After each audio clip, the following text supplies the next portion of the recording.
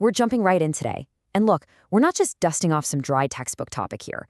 We are going to explore a massive, highly dynamic architectural marvel, the government of India. You really have to think of it not just as a boring list of rules, but as an absolute masterclass in political engineering. It's a system specifically designed to hold together a society that is literally defined by its profound diversity in language, religion, and culture. We're going to unpack exactly how this colossal structure actually stays standing, who is pulling the levers in the machinery, and the original blueprints that make the whole shebang possible.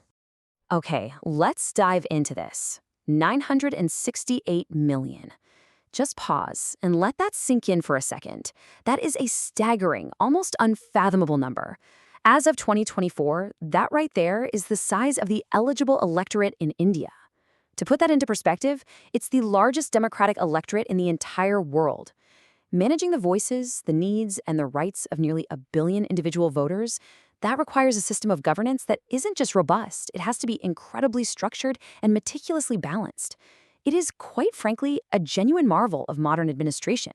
So, to demystify this massive system, here is our blueprint for the explainer.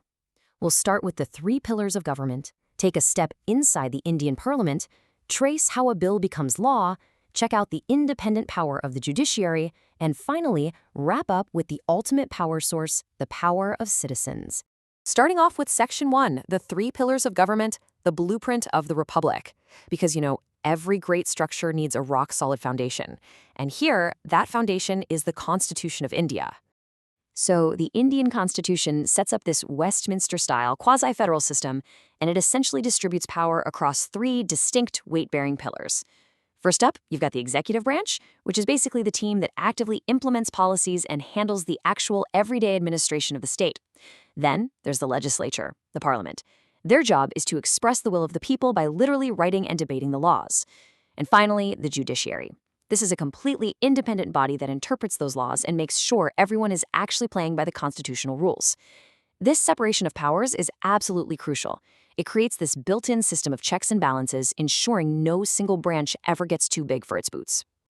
Now, within that executive branch, there's a dual leadership structure that honestly confuses a lot of people. On one side, you have the President of India. The President is the ceremonial head of state and the supreme commander of the armed forces. They do hold formal executive power, but in practice, they largely act on the aid and advice of the other half of this duo, the Prime Minister. The Prime Minister is the functional head of government. They're the ones leading the Council of Ministers, actively driving the policymaking, and taking responsibility for the day-to-day running of the country. Think of the government like a giant ship. The President is the owner of the fleet, but the Prime Minister is the captain whose hands are actually on the wheel, steering the ship. Which brings us to Section 2, inside the Indian Parliament, or as I like to call it, the engine room. If the Constitution is our blueprint, the Parliament is the buzzing, central engine room where the laws governing the nation are actually forged. And this brilliantly illustrates both the physical scale and the cultural thoughtfulness of that engine room. What we're looking at is the interior of the newly built Sansad Bhavan, which was inaugurated back in 2023. Notice that incredibly intricate peacock motif? The Lok Sabha chamber draws its inspiration directly from India's national bird, while the other house, the Rajya Sabha, goes with a lotus theme. It's a massive space designed not just for pure function, fitting in hundreds of members, but also to deeply reflect the nation's rich heritage. So the parliament is a bicameral legislature. That's just a fancy way of saying it has 2 houses. Let's break down how they differ. The Lok Sabha, literally the House of the People, is the lower house. It's got 543 seats, and the citizens directly elect these members for 5-year terms. And here's the kicker. The Prime Minister and their government absolutely must maintain majority support in this specific house to stay in power. On the flip side is the Rajya Sabha, the Council of States, holding 245 seats. These members are indirectly elected by state legislatures. It acts as a permanent house, meaning it's never fully dissolved, with members serving staggered 6-year terms. This whole 2-house setup is designed to guarantee that both the direct voice of the voters and the regional interests of the states get a seat at the national lawmaking table. Right, so we know who's working in the engine room, but what exactly are they doing in there? Let's jump to Section 3, how a bill becomes law. This is the legislative assembly line. It's a fundamental question, right? Ever wondered how a simple idea, just a mere draft on a piece of paper, actually transforms into a binding act of parliament that over 1 billion people have to follow? Well, the process isn't quick, and it's purposefully designed to be rigorous. It requires a ton of scrutiny, fierce debate, and ultimately consensus.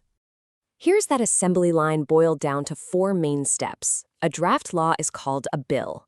Step 1 is the introduction or the first reading, where they just present its title and what it's trying to achieve. Then we hit step 2, the discussion stage, also known as the second reading. This is the messy part, where it gets heavily debated clause by clause, often sent off to expert committees for review and amended. If it survives that gauntlet, it faces step 3, the final voting stage, or third reading, where the House decides yes or no. Once passed by one House, it literally goes to the other House and repeats that exact same process. And if it successfully clears both houses, it lands on the president's desk for assent. Let's move to and see how this builds, because here is a truly fascinating piece of constitutional power. When that bill finally reaches the president's desk, they don't just blindly rubber stamp it. They can give their assent, sure. They can send it back to Parliament and say, hey, look at this again. Or they can exercise what's known as a pocket veto. This is the president's constitutional ability to just refuse to act on a law. They effectively withhold their assent and stop the bill dead in its tracks. It is the final, ultimate checkpoint on the assembly line. But wait, what happens if a law makes it through the entire assembly line, gets passed, but it actually violates the Constitution? That brings us to Section 4, independent power of the judiciary. This is democracy's ultimate quality control. The Indian judiciary operates completely independently from the executive and legislative branches we just talked about. Sitting right at the top of this integrated hierarchy is the Supreme Court of India. So the crucial point is that this court wields the immense power of judicial review. If Parliament passes a law that clashes with the Constitution, the Supreme Court can literally strike it down and declare it void, no questions asked.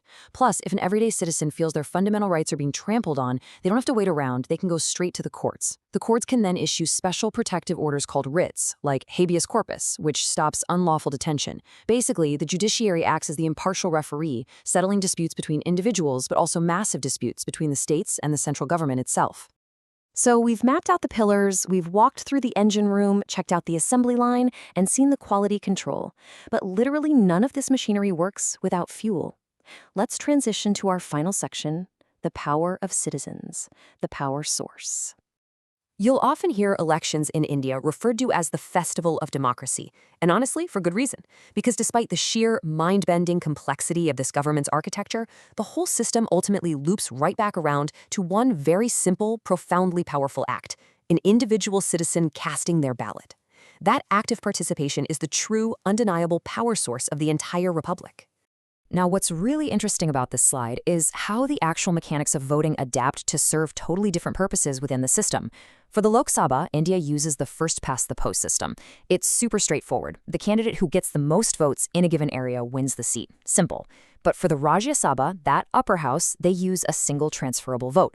This is a much more specialized system where state legislators rank their candidates by preference, and they do this to ensure that even the smaller states get fair proportional representation. But underpinning all of this, the whole thing, is the absolute bedrock principle of universal adult franchise. That is the ironclad guarantee that every single citizen over the age of 18, regardless of gender, caste, religion, or race, has the fundamental right to vote. How does a single vote ripple through this massive 3-tiered architecture? It's honestly incredible to think about. You cast just one single vote. That vote elects a representative. That representative then sits in the parliament to draft the laws and form the executive government. Then, that government's actions are constantly checked by a completely independent judiciary, with everyone bound by the master blueprints of the Constitution. So as we wrap up, I want to leave you with this to ponder. In a system explicitly designed to represent almost 1 billion different people, how will you choose to use your voice? Thank you so much for joining me on this explainer, and keep questioning how the world around you is built.